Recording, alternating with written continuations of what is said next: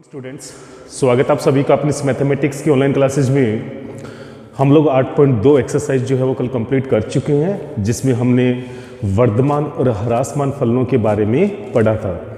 बच्चों, आज हम इसके कुछ महत्वपूर्ण एग्जांपल्स करने जा रहे हैं, जो कि पहले एग्जामों में पूछे गए हैं और आगे भी पूछने के पूरे ही चांसेज हैं। तो देखिए बच्चों, हम लोग यहाँ पे एग्जाम्पल नंबर 16 यहाँ पे स्टार्ट कर रहे हैं, जिसमें मुझे यहाँ पे फलन दिया हुआ है f(x) बराबर sin x माइनस का cos x। फलन क्या है बच्चों? f(x) बराबर sin x minus cos x और x बिलोंग्स टू है 0 से पाई। तो देखिए बच्चों, हमें यहाँ पे इस फलन के लिए वो अंतराल निकालना है जिस अंतराल में फलन जो है वर्धमान या ह्रासमान हो। तो देखिए बच्चों, रूल वही है। हम सबसे पहले इसका प्रथम कोटि का अवकलन करेंगे, इसको 0 के बराबर लेकर x का मान निकालेंगे और x के उस एंगल के संगत मैं 0 से पाई को 2 अंतरालों में विभाजित कर दूंगा। तो देखिए बच्चों, यहाँ पे सबसे पहले हम इसका प्रथम कोटि का अवकलन करेंगे। तो देखिए बच्चों, इसका प्रथम कोटि का अवकलन sin x का अवकलन हो जाएगा यहाँ पे cos x का हो जाएगा माइनस sin x, तो माइनस माइनस प्लस, तो यहाँ पे आ जाएगा प्लस का sin x। अब देखिए बच्चों, यहाँ से f' बराबर 0 लेने पर, f' बराबर 0 लेने पर, तो बच्चों जब हम यहाँ पर f' को 0 के इक्वल लेंगे तो अपने पास यहाँ पे cos x plus sin x बराबर 0 हो जाएगा, जिससे मुझे sin x बराबर जो है वो माइनस का cos x प्राप्त होगा, यानी कि यहाँ से मुझे tan x जो है वो -1 के इक्वल प्राप्त होगा। cos x का भाग देंगे तो sin बटे cos tan हो जाएगा और cos में cos का भाग देंगे तो 1 आएगा। अब देखिए बच्चों, आपको जो है वो 0 से पाई के बीच का ही एंगल लेना है, अर्थात आपको यहाँ पे पहला और दूसरा चतुर्थांश ही कवर करना है। और tan जो है चूंकि नेगेटिव है, जो कि दूसरे चतुर्थांश में ऋणात्मक होता है, इसलिए बच्चों मैं यहाँ पर दूसरे चतुर्थांश की वैल्यू लूंगा, तो मुझे जाना पड़ेगा पाई माइनस थीटा, तो ये हो जाएगा पाई माइनस पाई बाई 4, यानी कि ये हो जाएगा यहाँ पे tan 3 पाई बाई 4। तो देखिए बच्चों, यहाँ से जो x का मान है वो 3 पाई बाई 4 आएगा। तो बच्चों 3 पाई बाई 4 जो है वो 0 से पाई के अंतराल की एक वैल्यू है, अतः 0 से पाई के अंतराल को 2 भागों में विभाजित करेंगे। अतः 0 से पाई के अंतराल को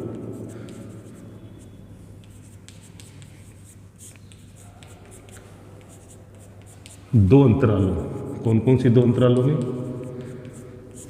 2 अंतरालों 0 से 3 पाई बाई 4 व 3 पाई बाई 4 से पाई में विभाजित करते हैं, अब देखिए बच्चों, x के इस मान के संगत हमने 0 से पाई के अंतराल को 2 भागों में विभाजित कर दिया, 0 से 3 पाई बाई 4 और 3 पाई बाई 4 से पाई। तो देखिए बच्चों, 3 पाई बाई 4 जो होता है वो होता है यहाँ पे 135 डिग्री। तो अब हम क्या करेंगे, इन दोनों ही अंतरालों के बीच का एक एक एंगल लेकर हम इसका मान प्रथम कोटि के अवकलन में रखेंगे और प्रथम कोटि के अवकलन से हम लोग ये चेक करेंगे कि प्रथम कोटि का अवकलन 0 से बड़ा आता है कि 0 से छोटा आता है। तो बच्चों 0 से 135 के अंतराल में 90 डिग्री होता है, चूंकि पाई बाई 2 बिलोंग्स टू 0 से 3 पाई बाई 4, पाई बाई 2 जो है वो 0 से 3 पाई बाई 4 की एक वैल्यू है, अतः समीकरण नंबर 1 से। तो देखिए बच्चों, f' पाई बाई 2 का मान हमारे पास क्या आएगा, हमें ये चेक करना है। तो cos x plus sin x, तो ये हो जाएगा बच्चों यहाँ पे cos पाई बाई 2 प्लस में sin पाई बाई 2। तो बच्चों ये हो जाएगा f' पाई बाई 2 बराबर में cos 90 की वैल्यू जो होती है वो 0 और sin 90 की वैल्यू जो होती है 1, अर्थात +1 प्राप्त होता है, जो कि 0 से बड़ा है। अतः फलन अंतराल 0 से 3 पाई बाई 4 में वर्धमान होगा। तो बच्चों फलन इस अंतराल में क्या होगा, वर्धमान होगा। पुनः तो देखिए बच्चों, दोबारा अगर हम बात करें 3 पाई बाई 4 से पाई के अंतराल की, तो बच्चों 3 पाई बाई 4 से पाई का मतलब 135 से 180 डिग्री के बीच में 150 डिग्री 150 डिग्री जो होता है वो इन दोनों अंतरालों के इस अंतराल के बीच की एक वैल्यू है। तो बच्चों ये हो जाएगा आपके पास यहाँ पे 5 π/6 बिलोंग्स टू 3 π/4 टू पाई, यानी कि 150 डिग्री जो है वो 135 से 180 के बीच में वेरी करता है। इसलिए f डैश 5 π/6 का मान हम निकालें तो ये हो जाएगा यहाँ पे कोस 5 π/6 और प्लस में आएगा साइन π/6। तो बच्चों इसको कैलकुलेट हम किस प्रकार से करेंगे, 5 π/6 को मैं लिख सकता हूँ यहाँ पे पाई माइनस π/6 और ये हो जाएगा बच्चों यहाँ पे साइन पाई माइनस π/6। तो देखिए बच्चों कोस 180 माइनस थीटा माइनस का कोस थीटा होता है, तो ये हो जाएगा बच्चों यहाँ पे माइनस का कोस π/6 और ये हो जाएगा यहाँ पे साइन 180 माइनस थीटा प्लस का साइन थीटा होता है, तो ये हो जाएगा यहाँ पे साइन π/6। साइन π/6 का मान होता है 1/2 और कोस π/6 का मान होता है √3/2। तो बच्चों यहाँ पर 1 माइनस √3/2 आएगा। चूंकि √3 का मान 1 से बड़ा होता है इसलिए सोल्व करने पे हमें 0 से छोटी वैल्यू प्राप्त होगी। तो बच्चों यहाँ पे 0 से छोटी वैल्यू आने का मतलब क्या होगा, अतः फलन ह्रासमान होगा। इस अंतराल में क्या होगा, ह्रासमान होगा। तो बच्चों इस प्रकार से हम लोग दिए गए फलन को प्रथम कोटि के अवकलन से इनको दो अंतरालों में हम विभाजित करेंगे 0 से पाई को, और उन दोनों ही अंतरालों के अंदर हम लोग जो है ये जांच करेंगे कि कौन से अंतराल में फलन वर्धमान होगा और कौन से अंतराल में फलन जो है वो ह्रासमान होगा। इससे पहले भी बच्चों हमने क्वेश्चंस किए हैं, लेकिन ये क्वेश्चन काफ़ी महत्वपूर्ण है, काफ़ी बार एग्जाम में पूछा भी गया है, तो आप इसके ऊपर थोड़ा विशेष फोकस रखेंगे। चलिए बच्चों बढ़ते हैं एक और अगले महत्वपूर्ण एग्जाम्पल की तरफ। देखिए बच्चों अब हम लोग एग्जाम्पल नंबर 19 करने जा रहे हैं, जो कि अगला महत्वपूर्ण एग्जाम्पल है। इसमें हमें सिद्ध करना है कि सिद्ध कीजिए फलन y बराबर 4 साइन थीटा बटे 2 plus cos theta minus theta 0 से π/2 के अंतराल में वर्धमान है। तो बच्चों हमें यहां पे प्रूफ करना है कि फलन y बराबर 4 साइन थीटा बटे 2 plus cos theta minus theta जो है वो 0 से π/2 के अंतराल में वर्धमान है। तो देखिए बच्चों हम इसका सॉल्यूशन कैसे निकालेंगे। हमें यहाँ पे दिया हुआ फलन है y बराबर 4 साइन थीटा बटे 2 प्लस कोस थीटा और माइनस का थीटा। सबसे पहले हम इसके प्रथम कोटि का अवकलन करेंगे थीटा के सापेक्ष। तो देखिए बच्चों क्या आएगा यहाँ पे u बटे v का रूल लगाएंगे, तो बच्चों ये हो जाएगा यहाँ पे 2 प्लस कोस थीटा की होल स्क्वायर।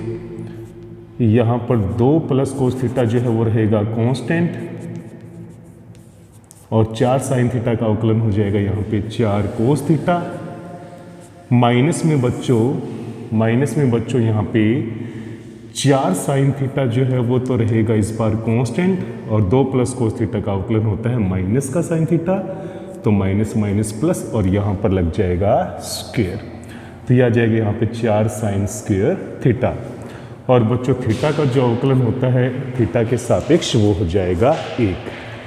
अब देखिए बच्चों हम इसको आगे सॉल्व करेंगे। 4 कोस थीटा से अंदर मल्टीप्लाई करेंगे तो हो जाएगा 4 दूआ 8 कोस थीटा, प्लस में आ जाएगा यहाँ पे 4 कोस स्क्वायर थीटा, प्लस में आएगा यहाँ पे 4 साइन स्क्वायर थीटा, और बट्टे में बच्चों इसके दिया हुआ यहाँ पे 2 प्लस कोस थीटा की होल स्क्वायर और माइनस का 1। अब देखिए बच्चों इसको थोड़ा और सोल्व करते हैं। तो यहाँ पे तो आ जाएगा बच्चों 8 कोस थीटा। इन दोनों ही पदों में से जैसे ही मैं 4 कॉमन लेता हूँ तो मुझे cos square plus sine square यानी कि 1 प्राप्त होता है। और बट्टे में है बच्चों यहाँ पे 2 प्लस कोस थीटा की होल स्क्वायर और माइनस का है यहाँ पे 1। अब देखिए बच्चों यहाँ पर अगर मैं लघुत्तम लेता हूँ 2 प्लस कोस थीटा की होल स्क्वायर, तो बच्चों ऊपर यहाँ तो बचने वाला है 8 कोस थीटा प्लस में 4, और जैसे ही मैं 2 प्लस कोस थीटा की होल स्क्वायर को 1 से गुणा करूँगा तो यहाँ पर आएगा 2 प्लस कोस थीटा की होल स्क्वायर। बच्चों इसको थोड़ा और सोल्व करते हैं। तो देखिए यहाँ पे आएगा आपके पास 8 कोस थीटा, प्लस में है 4 और 2 प्लस कोस थीटा की होल स्क्वायर खोलेंगे, बाहर माइनस का चिन्ह है इसलिए माइनस का 4 कोस थीटा और साथ ही साथ आएगा माइनस का कोस स्क्वायर थीटा। तो यह आ जाएगा यहाँ पे माइनस का कोस स्क्वायर थीटा और बट्टे में बच्चों अपने पास है 2 प्लस कोस थीटा की होल स्क्वायर। अब देखिए बच्चों 4 से 4 हो जाएगा कैंसिल और 8 कोस थीटा में से 4 कोस थीटा को माइनस करेंगे तो यहाँ बचेगा 4 कोस थीटा और माइनस का हो जाएगा कोस स्क्वायर थीटा और बट्टे में है अपने पास 2 प्लस कोस थीटा की होल स्क्वायर। तो देखिए बच्चों यहाँ से जो dy बट्टे डी थीटा का मान है, मैं यहाँ से कोस थीटा कॉमन लेता हूँ तो मेरे पास 4 माइनस कोस थीटा बचता है यहाँ पे और बट्टे में आएगा यहाँ पे 2 प्लस कोस थीटा की होल स्क्वायर। अब देखिए बच्चों यहाँ पे अगर मैं इस पूरे अनुपात को 0 से बड़ा प्रूफ कर दूं तो प्रथम कोटि का जो अवकलन है वो 0 से बड़ा आ जाएगा। इसका मतलब ये फलन जो है वो वर्धमान आ जाएगा। तो देखिए बच्चों चूंकि for all x belongs to 0 से π/2, क्योंकि मुझे यहाँ पे जो अंतराल लेना है वो 0 से π/2 है, तो for all theta belongs to, यहाँ पे x नहीं है बच्चों, एंगल के तौर पे यहाँ पे क्या दिया हुआ है थीटा, तो for all theta belongs to 0 से π/2 यानी 0 से 90 के अंतराल में हम जानते हैं कि कोस थीटा जो होता है वो हमेशा 0 से क्या होता है बड़ा होता है। तो बच्चों कोस थीटा का मान 0 से बड़ा होता है, 4 माइनस कोस थीटा का मान जो है वो भी 0 से बड़ा होगा क्योंकि कोस की अधिकतम वैल्यू 1 होती है, 4 में से घटा भी दे तो यहाँ पे 3 बचेगा। तो बच्चों ये वैल्यू भी हमेशा पॉजिटिव रहेगी और 2 प्लस कोस थीटा की जो होल स्क्वायर है बच्चों वो भी 0 से क्या होती है बड़ी, क्योंकि यहाँ पर होल स्क्वायर आ गया और वैसे भी 2 प्लस कोस थीटा का मान जो है वो हमेशा 0 से बड़ा होता है। तो कहने का मतलब बच्चों इस अनुपात में जो 3 पद आपके पास आए हैं वो तीनों की तीनों जो है वो पॉजिटिव हैं। इसका मतलब ये पूरा का पूरा अनुपात जो है वो भी 0 से क्या होगा बड़ा होगा।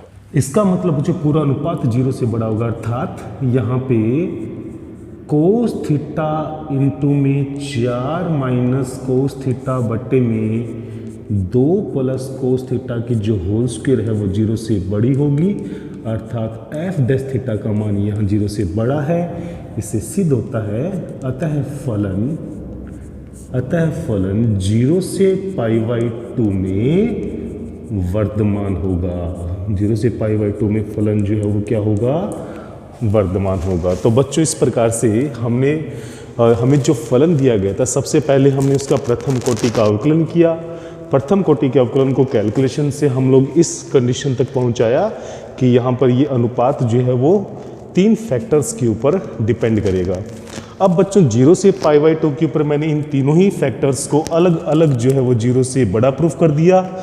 तो ये पूरा का पूरा जो अनुपात है वो निश्चित तौर पे 0 से क्या आएगा बड़ा आएगा। इसका मतलब प्रथम कोटि का अवकलन 0 से π/2 के अंतराल में 0 से बड़ा होगा। इसका मतलब फलन जो है वो 0 से π/2 में वर्धमान होगा। तो बच्चों ये बात यहाँ पे प्रूफ हो जाती है और इस प्रकार से ये एग्जाम्पल जो काफ़ी महत्वपूर्ण एग्जाम्पल था ये भी यहाँ पे कंप्लीट हो जाता है। तो बच्चों आज हमने 2 एग्जाम्पल किए और दोनों ही एग्जाम्पल जो हैं वो काफ़ी महत्वपूर्ण थे और कल हम कुछ और एग्जाम्पल्स लेके आएंगे जो कि एग्जाम में पूछे गए हैं और अपने भी एग्जाम की दृष्टि से काफ़ी महत्वपूर्ण होंगे। तो बच्चों उम्मीद करता हूँ कि आपने अच्छे से प्रैक्टिस की होगी और आपको सारे क्वेश्चन समझ में आ रहे होंगे। फिर भी किसी भी प्रकार का कोई डाउट हो तो ज़रूर पूछिएगा और आगामी टेस्ट की आप अच्छे से तैयारी कीजिए और अच्छे मार्क्स लेके आइए। तब तक के लिए जय हिंद, जय भारत।